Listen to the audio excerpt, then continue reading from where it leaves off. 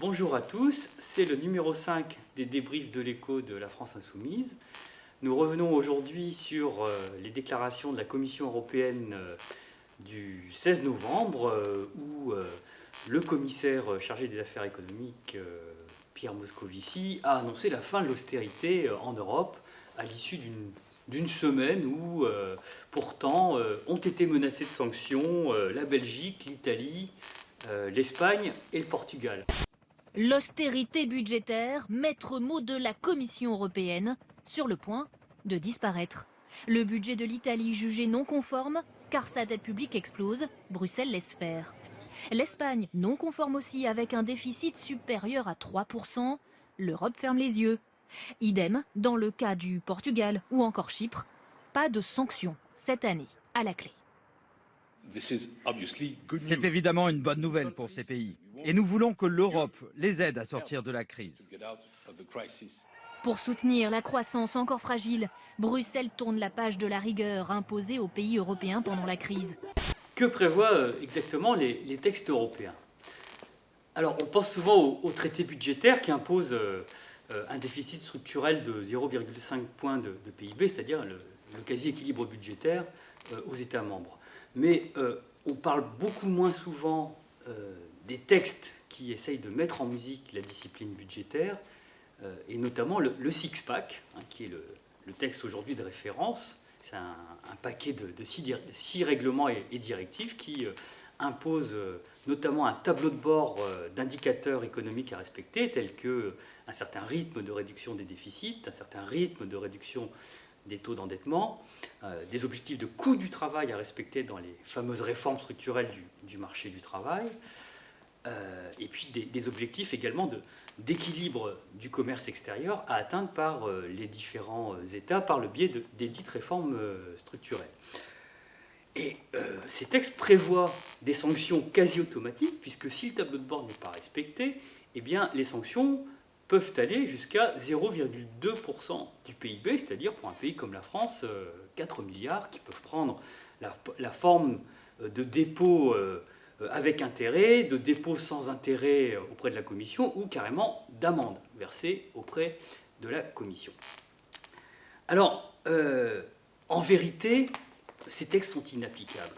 Personne ne les applique parce que les politiques qui sont recommandées dans ces textes ont véritablement tué l'économie à l'échelle européenne et la réduction des déficits, c'est-à-dire les politiques d'austérité, pour aller vite, n'a même pas réduit l'endettement, car en tuant l'activité économique, il n'y a pas eu de recettes fiscales suffisantes et les dettes publiques, au lieu de se réduire comme le préconisent ces textes, eh bien, se sont creusées. Alors, regardez par exemple ce graphique.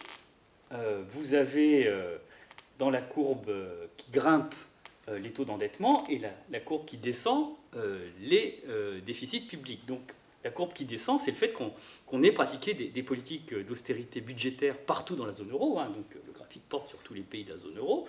Donc on a bien mené des politiques d'austérité qui ont réduit les déficits. Mais au lieu de conduire à une baisse des taux d'endettement, comme ces politiques ont tué l'activité économique, eh bien, vous voyez que les taux d'endettement ont explosé partout, dans tous les pays européens. Et donc ceci explique que la Commission européenne est acceptée, comme elle le dit, une certaine flexibilité du pacte de stabilité. Et ça explique par exemple qu'elle est acceptée qu'un pays comme la France n'applique pas le pacte de stabilité pendant 5 ans, même pendant plus de 5 ans, puisque depuis la crise en 2008, la France n'applique pas le pacte de stabilité.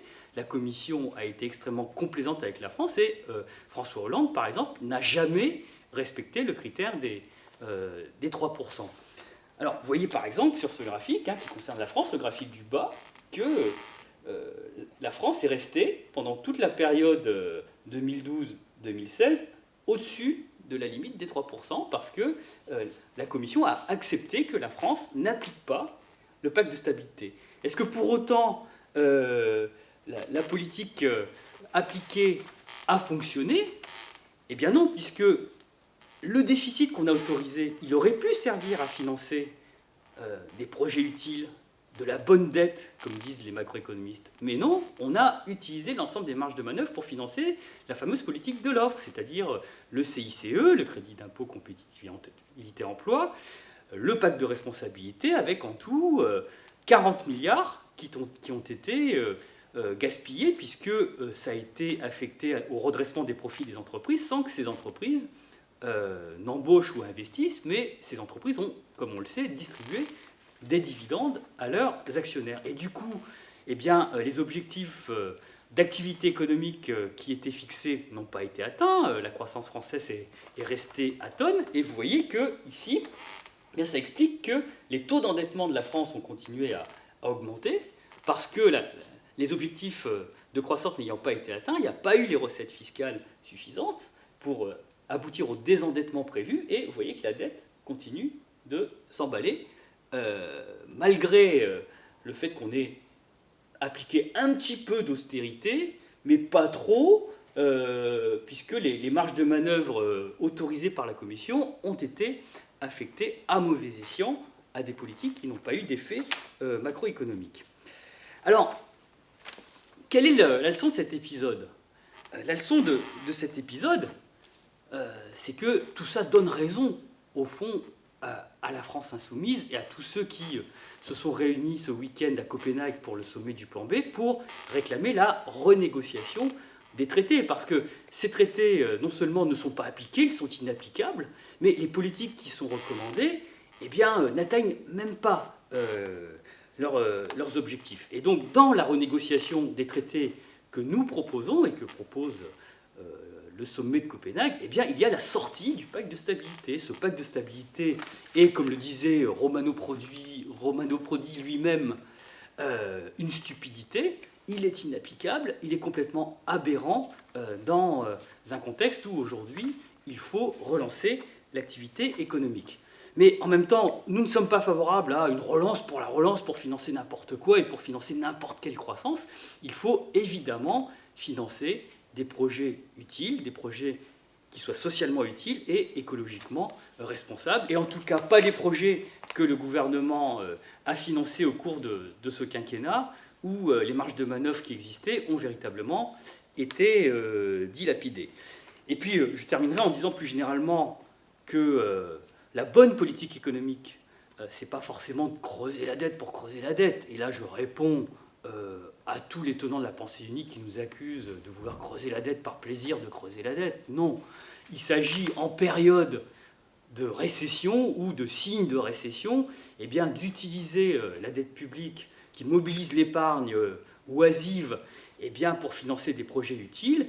Et puis quand ça va mieux et quand il y a des excédents budgétaires du budget primaire, c'est-à-dire le budget une fois payé les intérêts de la dette, eh bien, il faut les affecter au désendettement pour faire des réserves pour les périodes où ça va mal. Eh bien, ce qu'a fait l'Union européenne et ce qu'a fait la France depuis l'entrée en vigueur de l'euro au début des années 2000, c'est exactement le contraire. Quand ça allait un peu mieux, notamment entre 1998 et 2000, eh bien, les excédents, on les a affectés aux baisses d'impôts qui n'ont pas fonctionné. Et là, quand ça va mal, au lieu d'utiliser la dette publique pour relancer l'activité, on fait soit de l'austérité, soit on l'utilise pour faire de mauvaises politiques. Eh bien, nous préconisons de faire exactement le contraire, et c'est pourquoi nous sommes insoumis.